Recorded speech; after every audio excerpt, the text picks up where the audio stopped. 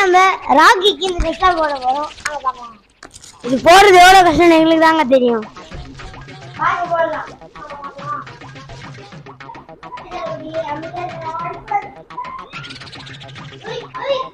ஐயோ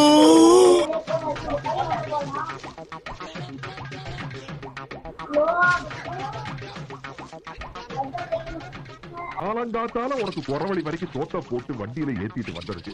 உன்னால என்ன பண்ண முடியுமா அதை பண்ணிட்டேன்.